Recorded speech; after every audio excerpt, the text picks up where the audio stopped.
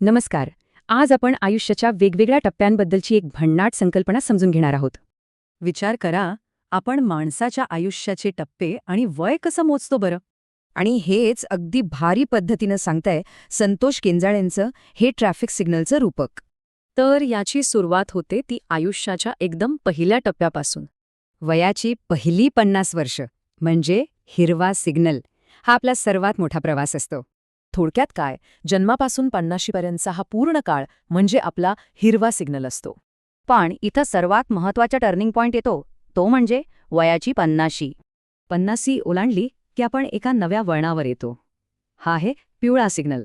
हा पिवळा टप्पा म्हणजे 50 वर्षांनंतरचा पुढचा काळ. हा अगदी वेगळाच टप्पा आहे. आता साहजिकच प्रश्न पडतो, या पिवळ्या सिग्नलनंतर पुढे नक्की काय होतं? इथं एक कडक नियम आहे. पिवळ्या सिग्नलनंतर गाडी थेट लाल सिग्नलकडेच जाते. परत हिरव्या सिग्नलकडे वळता येत नाही. हा फक्त लाल रंगाकडे जाणारा एकेरी मार्ग आहे. इथंच संतोष केंजाळेंनी या पिवळ्या टप्प्याबद्दल एक एकदम मार्मिक इशारा दिलाय.